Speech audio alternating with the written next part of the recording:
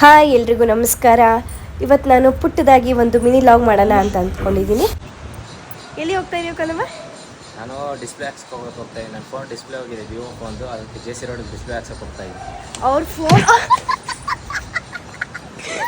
ಈ ವಿಡಿಯೋ ಮಾಡಿದ್ದೆ, ಅದನ್ನ ಇನ್ನೊಂದ್ಸತಿ ಮಾಡು ಅಂತ ಹೇಳಿ ಸಿಕ್ಕಿ ಚಾನ್ಸ್ನ ಬಿಡಬಾರ್ದು. ಚಾನ್ಸ್ ಸಿಕ್ಕ ಒದ್ಕೊಂಡ್ಬಿಡ್ಬೇಕು. ಏನಂತೀರಾ?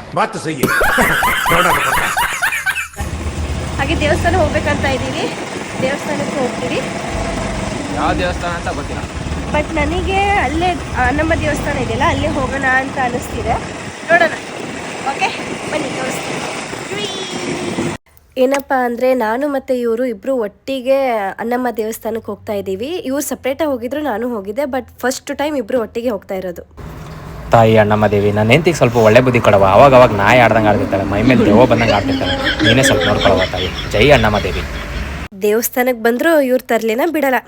ನಡೀರಿ. ದೇವಸ್ಥಾನ ಒಳಗೆ ಹೋಗ್ತಿದ್ದಂಗೆ ಒಂಥರ ಏನೋ ಪಾಸಿಟಿವ್ ಎನರ್ಜಿ ಬಂದಂಗಾಯ್ತು. ನಂಗಂತೂ ತುಂಬ ಖುಷಿ ಆಯಿತು. ನಾನು ತುಂಬ ರಶ್ ಇರುತ್ತೇನೋ ಅಂತ ಅಂದ್ಕೊಂಡಿದ್ದೆ, ಬಟ್ ಅಷ್ಟೊಂದೇನು ರಶ್ ಇರಲಿಲ್ಲ. ಆರಾಮಾಗಿ ಇಬ್ರು ಹೋಗಿ ದರ್ಶನ ಪಡ್ಕೊಂಡ್ವಿ. ನಾನು ಅಮ್ಮನ ಹತ್ರ ಬಂದು ಒಂದು 2 ವರ್ಷ ಆಗಿತ್ತು. ಇವರು ಅಷ್ಟೇ ಒಂದು 3-4 ವರ್ಷ ಆಗಿತ್ತಂತೆ. ನೋಡಿ, ಎಷ್ಟು ವರ್ಷ ಆದಮೇಲೆ ಅಮ್ಮನ ಹತ್ರ ದರ್ಶನ ಪಡ್ಕೋಕ್ ಬಂದಿದ್ದೀವಿ. ಈ ಸತಿ ಇಬ್ರು ಬನ್ನಿ ಅಂತ ಹೇಳಿ ನಮ್ಮಿಬ್ಬರನ್ನು ಅಮ್ಮ ಕರೆಸ್ಕೊಂಡ್ರು. ನೀವು ಸಹ ದರ್ಶನ ಮಾಡಿ, ಆ ದೇವರು ನಿಮ್ಗೆ ಒಳ್ಳೇದು ಮಾಡಲಿ ಅಂತ ನಾನು ದೇವ್ರ ಹತ್ರ ಬೇಡ್ಕೋತೀನಿ. ನೆಕ್ಸ್ಟ್ ದರ್ಶನ ಆದಮೇಲೆ ಹೋಗ್ತಿದ್ದಂಗೆ ಅಲ್ಲಿ ಅಲಂಕಾರ ಮಾಡಿ ಅಮ್ಮನ್ನ ಕೂರಿಸಿದ್ರು. ಅಲ್ಲೂ ಸಹ ಇಬ್ರು ಕೈ ಮುಟ್ಕೊಂಡ್ವಿ. ನಮ್ಗಿಬ್ರಿಗೂ ಲಿಂಬೆ ಹಣ್ಣು ಕೊಟ್ಟರು ಮತ್ತು ಹೂವು ಕೊಟ್ಟರು.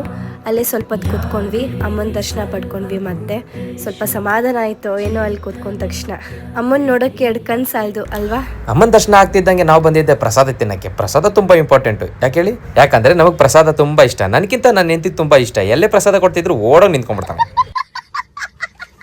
ಸುಮ್ಮನೆ ಅವಳನ್ನ ರೇಕ್ಸ ಕೇಳಿದ್ದಷ್ಟೇ. ಆ್ಯಕ್ಚುಲಿ ಹೇಳ್ಬೇಕಂದ್ರೆ ನನಗೆ ಪ್ರಸಾದ ತುಂಬ ಇಷ್ಟ. ಪ್ರಸಾದ ತಿನ್ನೋದು ಮುಗಿತಿದ್ದಂಗೆ ನಾವು ಹೋಗಿದ್ದೆ ಚಿಕ್ಕಪೇಟೆ ಹತ್ರ ಹೋದ್ವಿ ಅಷ್ಟೇ. ಬಟ್ ಏನು ಶಾಪಿಂಗ್ ಮಾಡಲಿಲ್ಲ. 100 ರೂಪಾಯಿ ಕೊಡೋ ಶಾಪಿಂಗ್ ಮಾಡೋಣ ಅಂತ ಹೇಳಿದ್ರೆ 100 ಮಾತಾಡ್ತಾನೆ ನನ್ನ ಮಗ.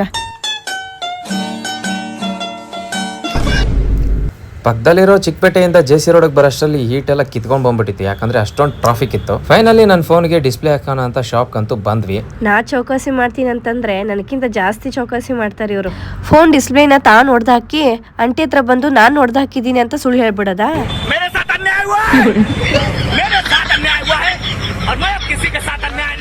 ಬರ್ತಿರೋ ಕೋಪಕ್ಕೆ ಫೋನ್ ತಗೊಂಡು ತಲೆ ಹೊಡೆನ ಅನ್ಕೊಂಡೆ. ಇಲ್ಲಿ ಬೇಡ, ಮನೆ ಹೋಗು ನೋಡ್ಕೊಳ್ಳೋಣ ಅಂತ ಸುಮ್ಮನೆ. ಫೋನ್ ಇವಳೆ ಹೊಡೆದಾಕಿದ್ದು ಅಂತೇಳಿ ಸುಳ್ಳು ಹೇಳ್ಬಿಟ್ಟೆ. ಮೈಯಲ್ಲಿ ಒನಕೆ ಒಬ್ಬವ ಕಿತ್ತೂರಾಣಿ ಚೆನ್ನಮ್ಮ ಎಲ್ಲ ಕಾಣಿಸ್ತಾ ಇದ್ರು. ಸ್ವಲ್ಪ ತಣ್ಣಗಾಗ್ಲಿ ಮೇಡಮ್ ಅಂತ ಹೇಳ್ಬಿಟ್ಟು ಒಂದು ಎಳ್ನೀರು ಕೊಡಿಸಿ ಕರ್ಕೊಂಡು ಬಂದೆ. ಇವೆಲ್ಲ ಸಂಸಾರ ಸೂತ್ರಗಳು, ನೀವು ಕಲೀರಿ.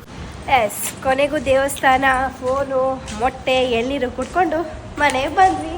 ಇದಾಗಿತ್ತು ನಮ್ಮ ಪುಟ್ಟ ಮಿನಿ ಲಾಗ್. ನೀವು ಹೇಗೆ ಅನಿಸ್ತು ಅಂತ ಕಮೆಂಟ್ ಮಾಡಿ, ಹಾಗೆ ಶೇರ್ ಮಾಡಿ. ಇಷ್ಟ ಆದರೆ ಲೈಕ್ ಮಾಡಿ. ಯಾವಾಗಲೂ